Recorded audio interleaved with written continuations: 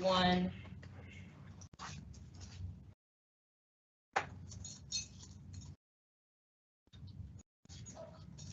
Hey Blue Devils, welcome back to another World Changing 101. I'm Promise Ewers, and today we'll be interviewing Mrs. Salmon.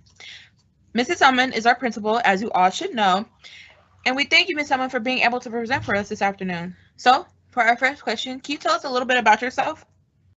Yeah. This is my 16th year being an educator. I got into education when I first started out in college because, oh,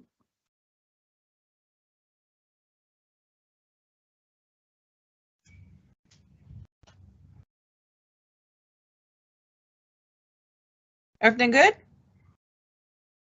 it's like replaying back to me. Hold on. Oh, okay.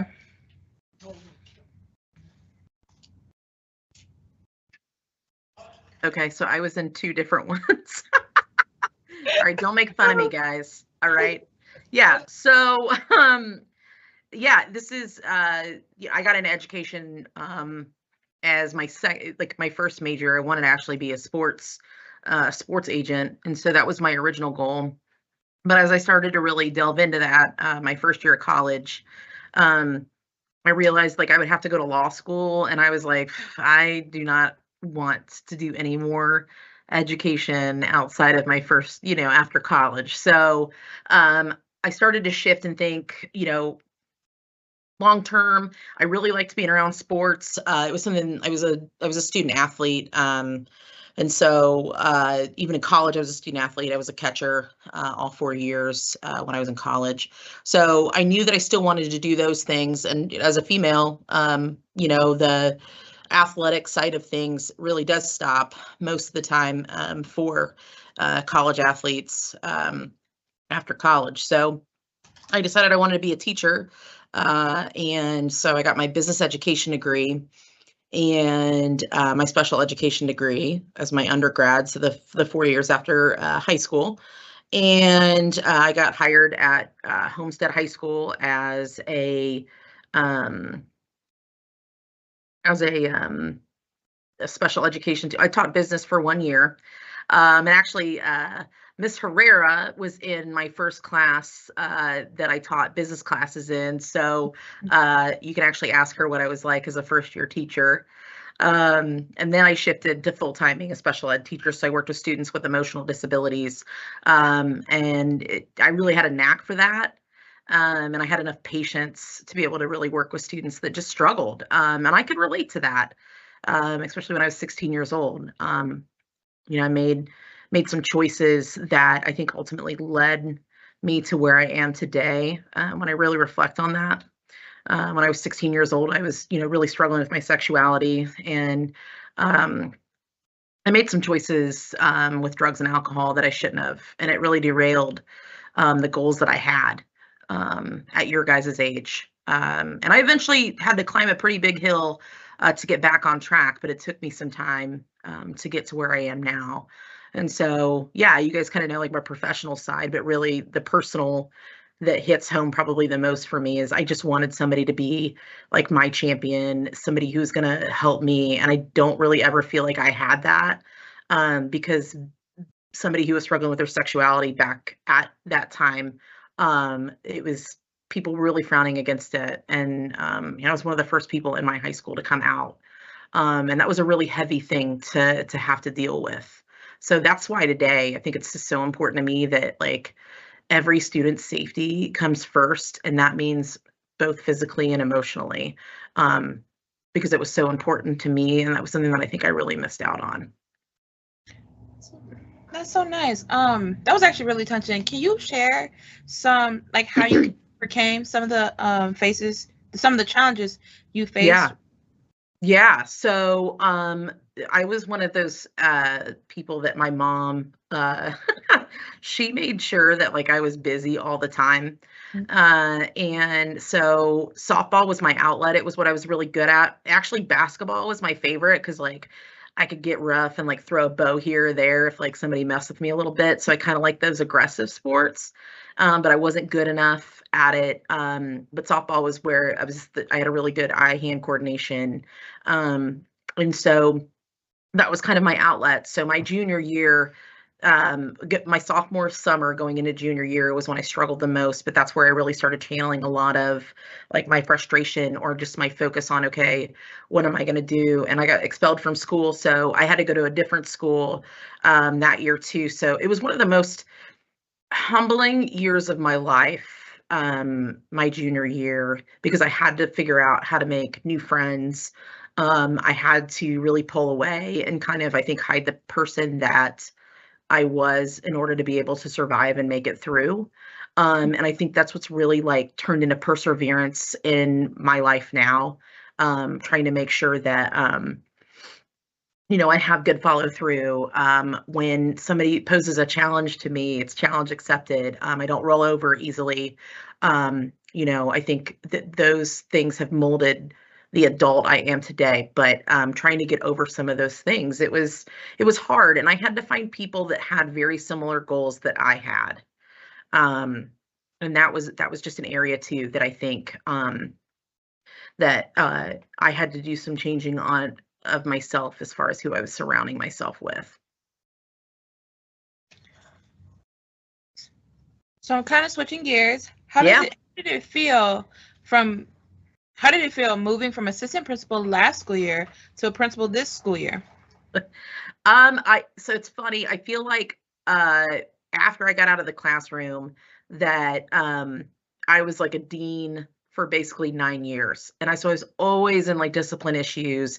And I was always working with situations that were really hard. And I was called quite a few names. Not that I still don't have those names being called at me, but they're less now. I think the shift, I feel like this is what, and this sounds really philosophical, and I'm not trying to sound that way, but I genuinely feel like this was what I was supposed to do. Mm-hmm. And had you asked me that as I started 16 years ago, I would have laughed in your face.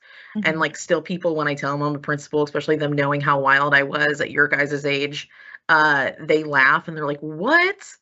But I think that goes to show there are just some times that like you have to persevere to get to the places you want to be, and it's not easy. Life's gonna life. And so I think that I'm nicer now, and I think it's because I've really grounded the work that I do in making sure that you guys feel safe, that this place is somewhere that is special, that I'm excited to talk about, that you're excited to talk about. I feel like there's been such a shift in a positive direction this year, and I think we just all feel it. Like we are all one, and I want us, it just like it's contagious. I want us to continue to feel that way. And I think our staff feels that way too. I think, gosh, you guys, the teachers that we have in the building right now are just fantastic. And they've all, when we did interviews to hire the teachers that you guys have now, I was in charge of that process. And one of the things that I told everybody when we were in those interviews were, I want somebody who is in this building because they have a good heart. We can teach them how to be teachers. We can't teach people how to have good hearts and to treat people kindly. I like that. And I think I personally agree. I feel like as a senior now, I feel like I've seen a shift in how things were from all the way back from my freshman year when I was online, even to sophomore year now. I mean, to sophomore year, junior year, I can see the positive change. Yeah. I think out of all my years in high school, I think senior probably has been the best.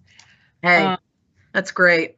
Right. We met like with like senior class. Like I think about as I'm going to make a speech at like graduation for you guys. And I think about like, gosh, like we met with masks on or over the computer. Right. And like I remember Jeremiah Brown, like one of the things that like he asked me his sophomore year, he's like, we can't go outside anymore. And I'm like, I mean, that was kind of like a 1 year kind of thing. Cause I just wanted you guys to be kids and like hang out, Isn't that funny how things have changed so much in the last 4 years? I know, it's been like such a shift. Yeah. What are some positive upsides of being a principal? What parts do you enjoy? Yeah, I think it's like actually like being able to meet. So Promise, this is like a great example. I talked to you, I talked about you at a meeting I was in yesterday. And like it's being able to like when you came to me and were like, this is what I want to do, Black Student Union, doing the pep rally. I'm like, yeah, let's go. Let's do it. And like that's just something that like it fills my cup when like you guys ask to be able to do those fun things and we're able to make it happen, and like you feel success, our kids feel seen. Like those are the kinds of things that like fill my cup that I think I didn't necessarily have the time or the ability to make those decisions because that wasn't my role.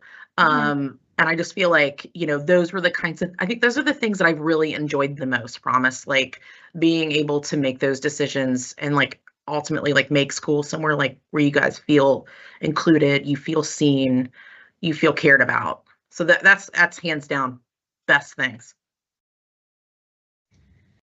Um, have you faced some challenge? What are some challenges you have faced this school year as your first year as a principal? Oh my gosh.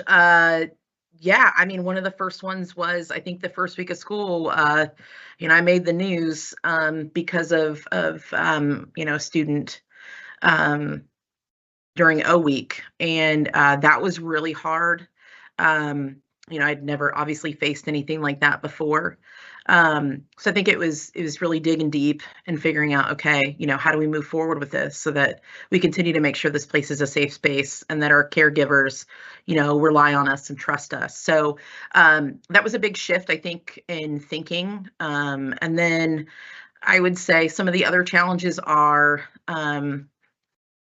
being able to realize what is in your control and what is not, and Mhm. how do you, I think, make positive change and ingrain yourself in the work um, to make things move forward, to help us all have like positive gains. So I think those have been things where like I've really had to figure out what my character is, and know that like and be confident in my decision making with like what my vision is as far as like where we're going and what we're doing. And being a leader, gosh, you got to have really broad shoulders. As Promise, like being Yes. president of BSU, you got to have broad shoulders because not everybody's going to like what you do. Mhm. And that's hard too. But I'm gonna always, I think, do the work to be able to feel good about the decisions I make, and always be humble. As a leader, I'm not always gonna have the right choices or the right answers. But if I don't, being humble enough to recognize that and say, okay, let's do something different. That's nice. Um, and yeah, I definitely relate as, as Yeah, an president and stuff. I completely understand where you're coming from. yeah. Um, you kind of talked about this just a little bit, but I kind of want to expand on it a little bit more. What approaches did you take to help resolve those challenges to help you just in the future? Oh, I'm not to be, I'm a pretty open book with you guys. I would say I need to do probably more self-care. Mhm. Um, with just like taking a beat and like doing things for myself. I think that's been an area like that I still need to um concentrate a little bit more on. So I think that that's like stuff that I've like been trying to take more walks outside, especially with it being nice out. One of my favorite things to do is just take a walk. I used to run a lot, but my old knees from catching have kind of been an issue. But I need to be better at it. I've been trying to go up the stairs here like every period to third floor, because I used to walk 3 to 5 miles a day when I was an AP and a dean at Shortridge. So I think it's just I don't know yet, Promise. Like I would say I've definitely I have a good safety net of friends that I know I can count on and talk to. And one of those is actually somebody who's 20 years older than me. She's my best friend. Her name's Jan. I've got pictures of her up in my office. She's definitely been more of like a support. She was an English teacher, and I was a special ed teacher that would go into her classroom and help kids. And she's been a really good mentor for me. So I think that's an outlet that I've utilized. Um, and then, yeah, I think that's a goal that I have. Promise. I haven't had that. I don't have that figured out. What my Hmm. self pull goal, what my self care goal is. But that's something that like it is at the front of my mind. And like as spring break comes up, um, That is actually a goal that like I'm setting for myself, trying to figure out what that's going to be as we go into the summer. That's a good goal, and I hope like others have similar goals. Yeah. Because self-care is super important. Mm-hmm. Well, we thank you, Ms. Salmon, for taking the time out of your busy schedule to interview with the Shortridge students here today, especially very last minute.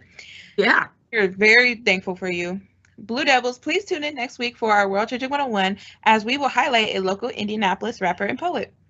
See you guys. Great. See you guys.